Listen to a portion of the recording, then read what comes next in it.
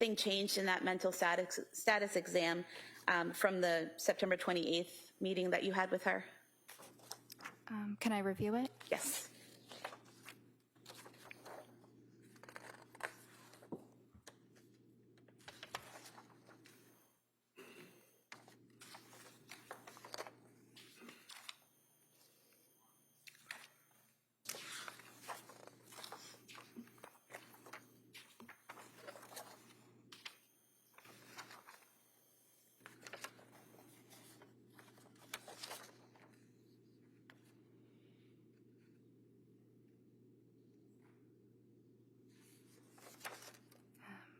I mean, there isn't anything that stands out to me right now. And I think that what you put on the October 3rd date was that her insight was still poor. Yes. Was that for the same reasons you described earlier? Yes. The next time that you saw Ms. Clancy, was that on October 20th, 2022? Yes. And what information did you learn on that date about whether or not she was taking the Zoloft you had prescribed? So she told me that she decided to start the Zoloft. And did she tell you how long she had been taking it? For 1 week. And did she tell you that the previous night she had increased the dose? Yes. And that's what was in the original prescription, correct? To take the pills at 25 milligrams for 1 week and then increase to 50? Yes. So if that had been done, taking the pills for 1 week would be 7 pills, and then increasing the dosage the next night would be 2 pills? Yes. And so that would be 9 pills? Yes. When she told you she increased the dose, she told you she now feels awful, is that correct? Yes. And what was it that was bothering her? She was having increased difficulty sleeping. She had loss of appetite, diarrhea. She was feeling her mood was down. She was tearful and feeling very foggy and feeling very anxious. Now, what is the lowest dose of Zoloft that you would prescribe a patient or could prescribe? The smallest pill is 25. And what's the highest dose of Zoloft? 200. Okay. So she was on the lowest dose of 25, is that correct? Yes. And then according to what she told you, she had increased for 1 night to 50 milligrams, is that correct? Yes. Did she also tell you she was scared to start something new? Yes. Is that in terms of another medication? Yes. So what was your discussion with Ms. Clancy when she's telling you that she's having these issues with Zoloft, but she's afraid to try something new?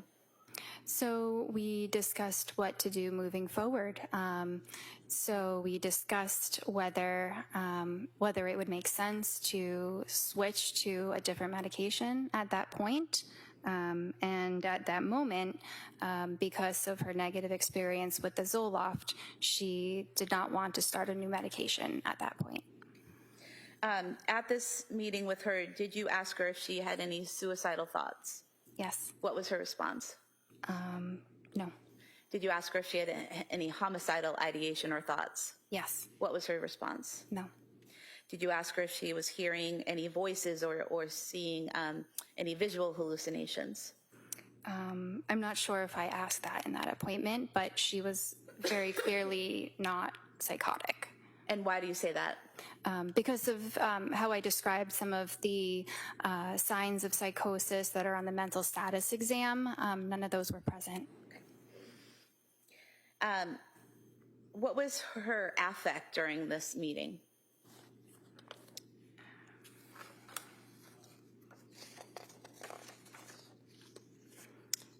It was depressed. And did you write that that she was? Strike that. What was it about her affect that made you write that she was depressed? She visually appeared like she was feeling sad. And her mood, how did she report that to you? That was depressed as well and anxious.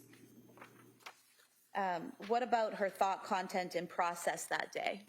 That was appropriate. And her speech? It was appropriate. And her judgment and cognitive skills? Her judgment was excellent, and her cognition didn't have any deficits. And her psychomotor activity? Normal. So the main change here from previous visits was that she appeared depressed and anxious. Yes.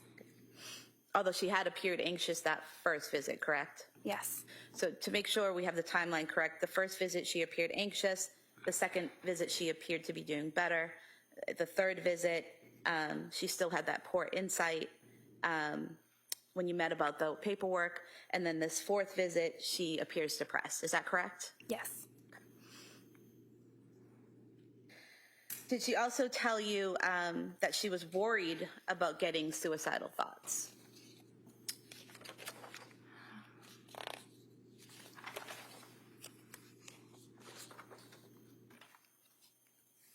Yes. So that would have come directly from her, correct? Yes. And what was that? What were the details of that conversation?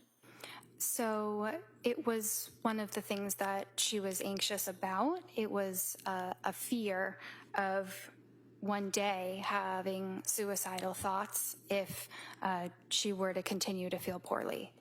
Okay.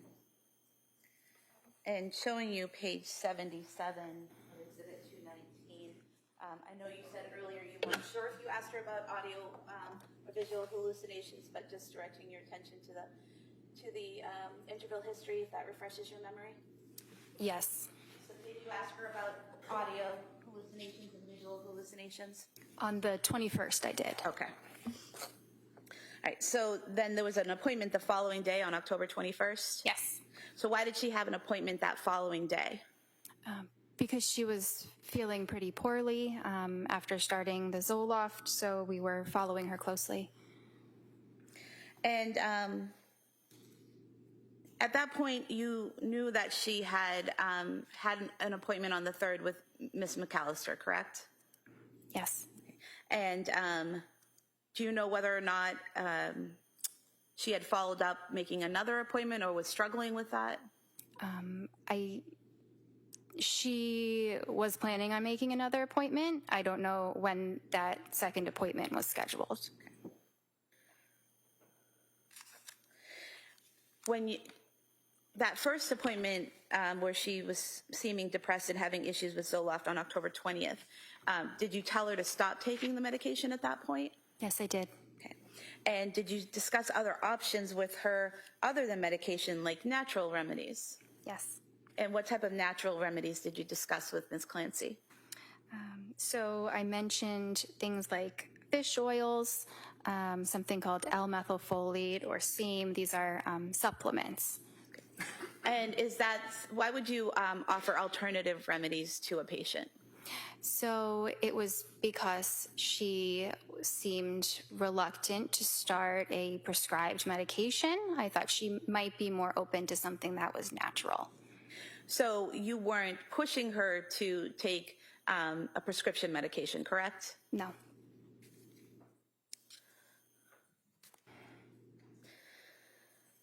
Now, on October 21st, when you saw her, did she tell you that she hadn't been able to get any sleep the night before? Yes. You've already said she told you she wasn't having audio or visual hallucinations, correct? Yes. Did you ask her if she was having suicidal ideation or homicidal ideation? Yes. And what was her response? No. What was her affect that day?